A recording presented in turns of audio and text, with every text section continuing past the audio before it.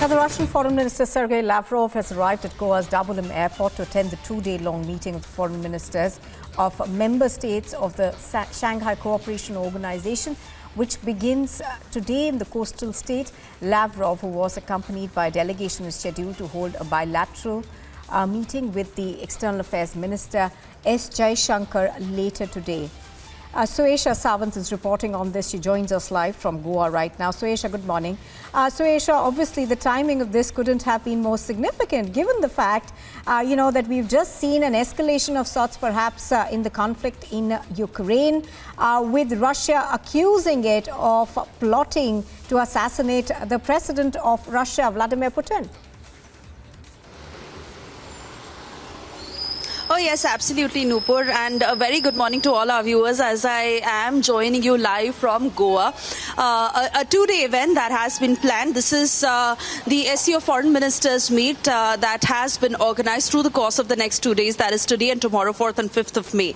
Now, let me also begin this by saying that as far as the tentative schedule is concerned of what is planned, EAM set to hold bilaterals with his Chinese and Russian counterparts. As you already told our viewers, that Sergey Lavrov has arrived, and particularly in the backdrop of what has happened in Russia, with Kremlin claiming a planned assassination against Putin and leveling allegations of indulging in terrorist activities against Zelensky and Ukraine. Remember, the Russian embassy had put it out very clearly that this in no way will impact Sergey Lavrov's visit to India for the SCO Foreign Ministers meet, and he has already arrived in Goa this morning. Let's also understand, as far as India and Russia are concerned, primarily the agenda is also to talk about commercial and trade talks, as we understand how India has been in a trade deficit with Russia when it comes to procuring large volumes of crude oil, especially on discounted rates amid the conflict with Ukraine, and that exactly is going to be the agenda that is likely on the lines. As far as China is concerned, yes, EM Jaishankar's counterpart, who is also expected to reach somewhere this afternoon. And then again, we saw a follow-up of what had happened in the Defence Ministers' meet, where Defence Minister Rajnath Singh had also spoken about how China needs to honour its commitment over the agreements between the two countries, especially over the tension at the LAC, and how time and again we have seen disturbances on how sensitive the situation is, and that is particularly what is going to be said, that it has to be mutual interest, mutual sensitivity and cooperation and mutual respect that needs to be honored by both nations. Now, Nupur, let's also understand that the biggest headline that is coming out of the SCO Summit so far is the fact that Pakistan is going to be in India. It is going to be an in-person presence. And yes, Bilawal Bhutto and his delegation is also expected to reach Goa this evening.